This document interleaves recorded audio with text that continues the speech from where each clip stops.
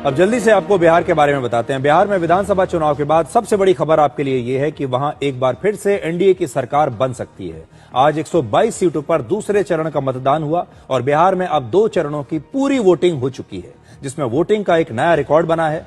पहले चरण से ज्यादा इस चरण में यानी आज वोटिंग हुई है। दूसरे चरण में आज करीब 69% वोटिंग हुई है, जबकि पहले चरण में 65% वोटिंग हुई थी। यानी बिहार में इस बार दोनों चरणों में मिलाकर करीब 67% वोटिंग हुई है, जो बिहार के अब तक के इतिहास में सबसे ज्यादा है।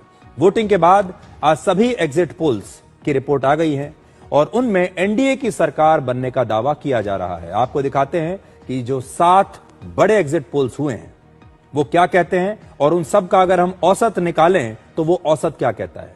इन 7 एग्जिट पोल्स के मुताबिक एनडीए करीब 148 सीटें जीत रहा है, जबकि महागठबंधन को केवल 88 सीटें मिल रही हैं। ये मैं सारे एग्जिट पोल्स का औसत आपको बता रहा हूं। बिहार विधानसभा में कुल मिलाकर 243 सीट हैं, 243, और सरकार बनाने के लिए 122 सीटों का होना आवश्यक है।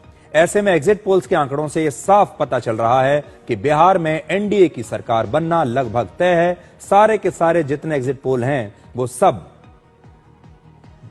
आप देख सकते हैं, वो बता रहे हैं कि 122 सीटें जो चाहिए सरकार बनाने के लिए, एनडीए 122 से कहीं ज्यादा ऊपर है।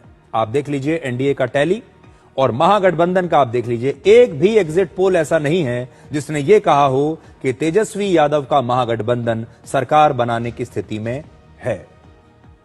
इसलिए अगर नतीजे कुछ और आए तो मतलब सारे के सारे एग्जिट पोल गलत निकले, लेकिन अगर ये सारे एग्जिट पोल सही हैं तो इसका मतलब यह है कि तेजस्वी यादव को अब 5 साल और इंतजार करना पड़ेगा। इसका मतलब यह है कि राहुल गांधी ने जो वोट चोरी का मुद्दा बनाया वो वोट चोरी का मुद्दा बिहार में नहीं चला। इसका मतलब यह है कि बिहार में ब्रांड मोदी और ज्यादा मजबूत हुआ है। ये खुशखबरी है डबल इंजन सरकार के लिए, यहां प्रधानमंत्री मोदी और वहां मुख्यमंत्री नीतीश कुमार।